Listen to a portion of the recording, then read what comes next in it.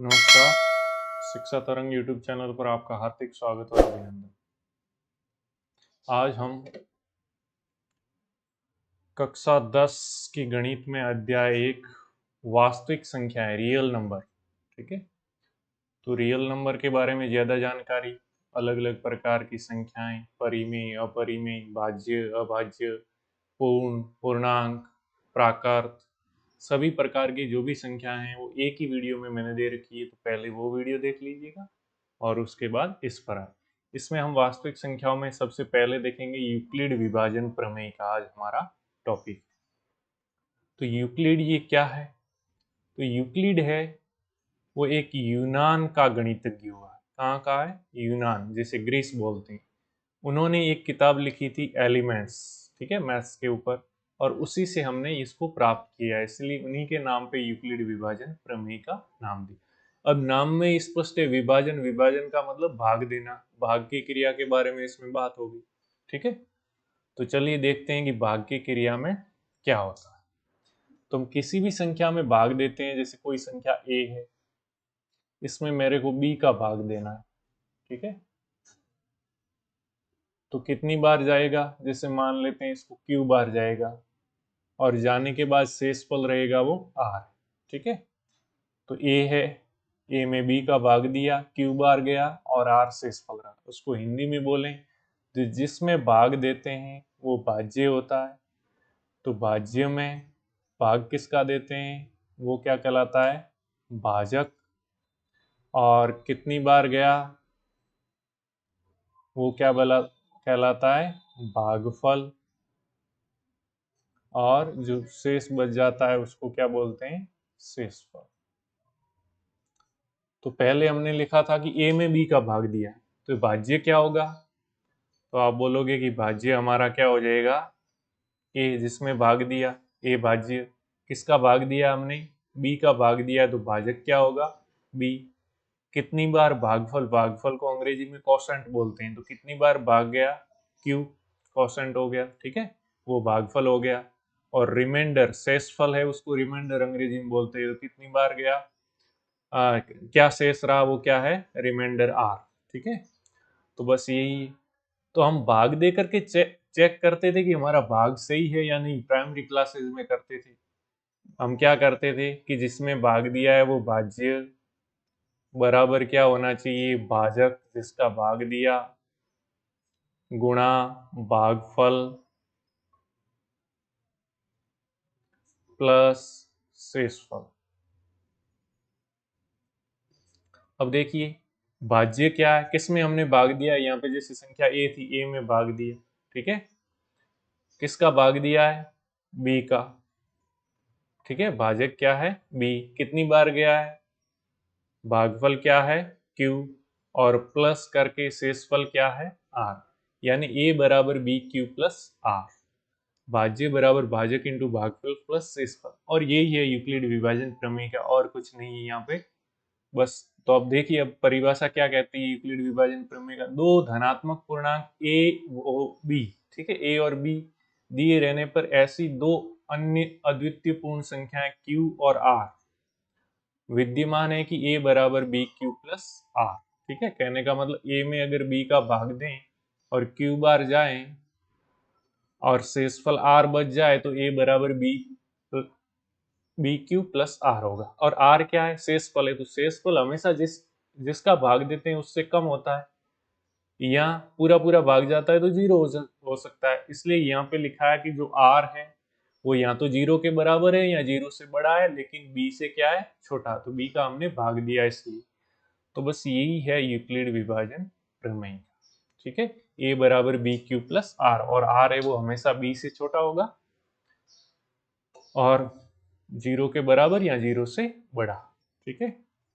एक बार फिर से मैं लिख देता हूं, a बराबर बी क्यू प्लस आर, जहां पे r है वो शेषफल है, या तो जीरो हो सकता है, जीरो के बराबर या जीरो से बड़ा होगा, लेकिन जिसका भाग किसका दिया है? b का, तो b से छोटा हो।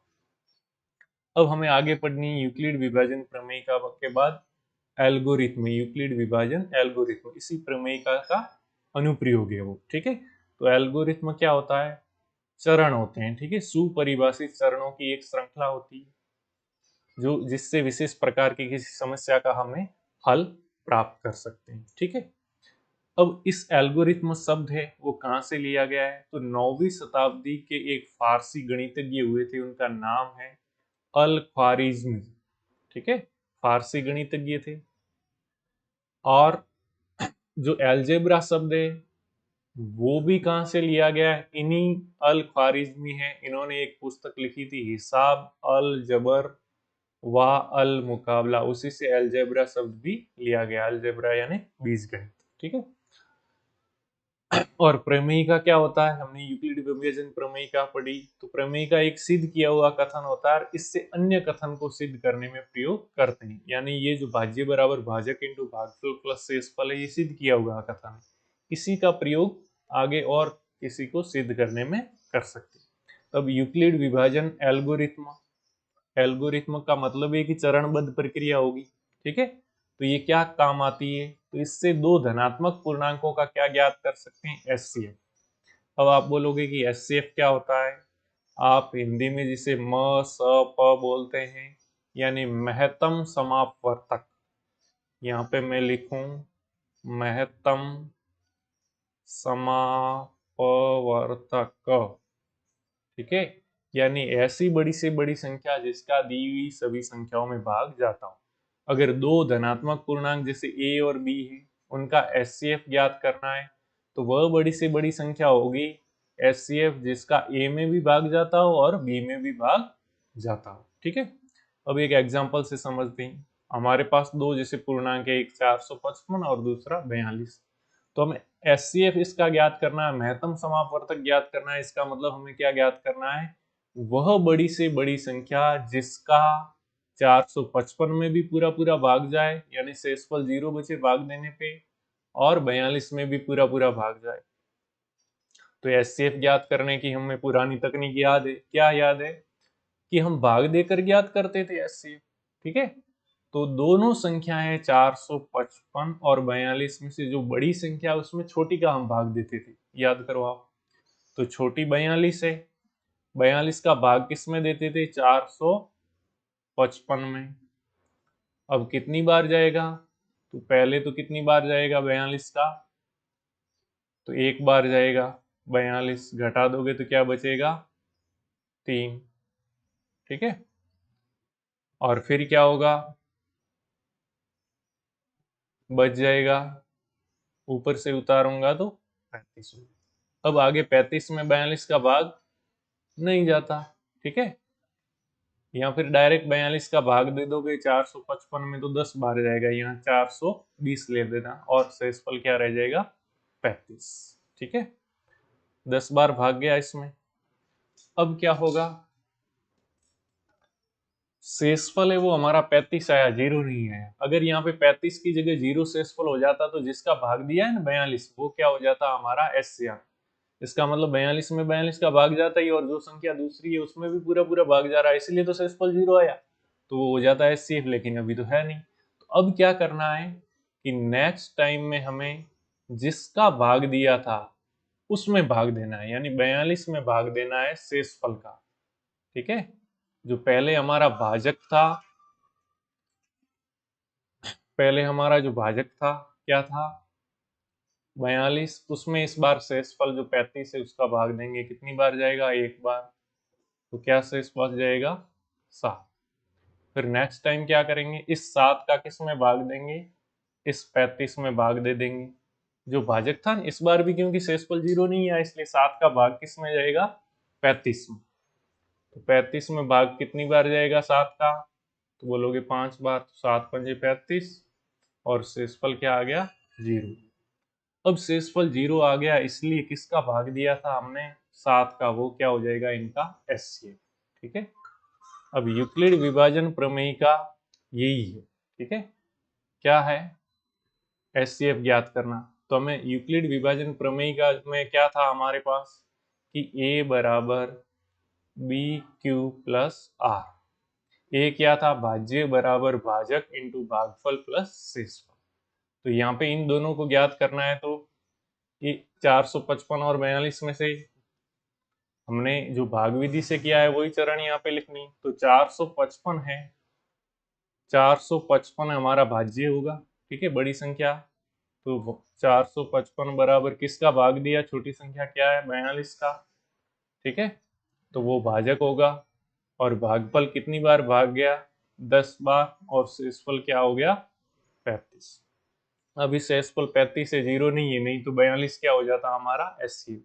इसलिए नेक्स्ट टाइम क्या करेंगे, 42 में भाग देंगे, किसका देंगे, शेषफल क्या है 35, इसका यहाँ पे देख देख के भले लिखते रहो, 35 का भाग दिया, कितनी बार गया, एक बार गया, शेषफल क्या रहा 7, इस बार भी शेषफल 7 रहा है।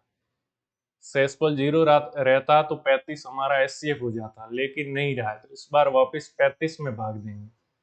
35 में भाग दिया, किसका, शेषफल क्या था 7 का, यहाँ देखो, तो 7 का भाग दिया, कितनी बार गया, 7 पंजे 35, 5 बार, शेषफल क्या रहा 0। तो यहाँ पर शेषफल क्या रहा है 0, और भाग किसका दिया था 7 का, तो जिसका भाग दिया था शेषफल 0 रहने के पहले वो क्या हो जाता है हमारा एचसीएफ, ठीक है। तो ये यूक्लिड विभाजन एल्गोरिथ्म के ये चरण थे। इस तरह से यहाँ पे आप लिख सकते हो चूंकि शेषफल क्या रहा, शेषफल 0 है, अतः क्या है, भाजक, भाजक यानी जिसका भाग दिया था क्या था 7, क्या होगा हमारा एचसीएफ होगा, महत्तम समापवर्तक होगा, ठीक है। चलो प्रश्नावली का एक प्रश्न और करवा देता हूँ, एक बार और क्लियर हो जाएगा। तो निम्नलिखित संख्याओं का क्या ज्ञात करना है, एचसीएफ यानी मसफ, महत्तम समापवर्तक ज्ञात करना है, और यूक्लिड विभाजन एल्गोरिथ्म का प्रयोग करना है। यूक्लिड विभाजन एल्गोरिथ्म में वही यूक्लिड विभाजन प्रमेय का प्रयोग करना है, a बराबर बी क्यू प्लस आर, ठीक है। तो पहला प्रश्न है, उसमें 135 और 225 हैं दोनों संख्याएं, तो बड़ी कौन सी है 225 और छोटी कौन सी 135, तो बड़ी होती है वो भाज्य होती है, जिसमें भाग देते हैं, तो ए तो हो जाएगी 225 और बी हो जाएगी 135, ठीक है। या फिर मैं यहाँ पे भाग देकर पहले दिखा देता हूँ, तो 225 का बड़ी कौन सी, 225 बड़ी है ना, तो 225 में भाग देंगे, ठीक है, किसका देंगे 135 का, कितनी बार जाएगा एक बार, शेषफल क्या रहेगा 90। अब 90 शेषफल आया, इसलिए क्या करेंगे वापिस आगे जाएंगे, इस बार वापिस 135 में 90 का भाग देंगे, तो 90 का भाग किसमें 135 में, कितनी बार जाएगा एक बार, शेषफल क्या रहा 45। अब वापिस शेषफल 45 आया है, इसलिए भाजक क्या है 90, 90 में 45 का इस बार वापस भाग देंगे, शेषफल 0 आता तो आगे भाग देने की जरूरत नहीं थी, तो 90 में भाग देंगे 45 का। अब 90 में 45 का भाग 2 बार गया, शेषफल क्या आया 0। अब शेषफल 0 आया और भाग किसका दिया था 45, तो 45 हमारा एचसीएफ हो जाएगा। और यूक्लिड विभाजन प्रमेय का की सहायता से यूक्लिड विभाजन एल्गोरिथ्म विधि का प्रयोग करें, तो क्या करना है हमें, वही a बराबर बी क्यूब प्लस आर, यानी भाज्य बराबर भाजक इंटू, तो भाज्य क्या होगा इन दोनों में से 135 और 225 में जो बड़ी है वो a, ठीक है, 225 बराबर छोटी है वो b 135, और 135 का भाग दिया, तो यहाँ देखो कितनी बार गया एक बार, तो भाज्य बराबर भाजक इंटू भागफल प्लस शेषफल क्या रहा है, यहाँ पे देख लो कितना रहा है 90। अब आगे शेषफल 0 नहीं हुआ, इसलिए किसका भाग दिया था 135 का, तो इस बार 135 में भाग देंगे, किसका, शेषफल क्या था 90 का, तो 90 का कितनी बार जाएगा भाग, देखो 90 का भाग गया है यहाँ पे 135 में एक बार, तो गुणा 1 प्लस शेषफल क्या रहा है यहाँ पे देखो 45, इस बार फिर से शेषफल 0 नहीं आया, इसलिए आगे बढ़ेंगे, किसका भाग दिया था 90 का, तो इस बार 90 में भाग देंगे, और शेषफल क्या आया था 45, तो 45 का भाग देंगे 90 में, 45 का 90 में भाग यहाँ पे कितनी बार गया है 2 बार, शेषफल क्या रहा है 0, यहाँ पे देख लो शेषफल 0। अब शेषफल क्या आया हमारा 0, इसलिए भाग किसका दिया था 45 का, तो 45 हमारा क्या हो जाएगा HCl। ठीक है, तो हमारा HCl क्या हो गया 45। चूंकि यहाँ पे लिख देंगे शेषफल 0 प्राप्त हुआ, इसलिए भाजक S है वो 45 हमारा क्या हो जाएगा HCl। तो HCl इसका क्या हो जाएगा 45। तो बस एक तरफ भाग देने वाली विधि लिख दो, और पहले वाले इसमें क्या किया था, भाज्य बराबर भाजक इंटू भागफल प्लस शेषफल, ये पहला वाला। दूसरा भाग यहाँ पे दिया है तो इसमें भी भाज्य बराबर भाजक इंटू भागफल प्लस शेषफल, और ये तीसरा वाला भाज्य बराबर भाजक इंटू भागफल प्लस शेषफल। जहाँ पे शेषफल 0 प्राप्त हुआ उसमें भाग किसका दिया था, वो भाजक है, वो हमारा HCl हो जाता है। ठीक है, तो अब दूसरा और तीसरा मैं समझता हूँ अपने आप करो, और करके कमेंट में इसका उत्तर लिखो कि इन दोनों का HCF है वो क्या होगा। आप करके कमेंट लिख देना। आज के लिए बस इतना ही। जय हिंद, जय भारत। अगले वीडियो में फिर मिलेंगे।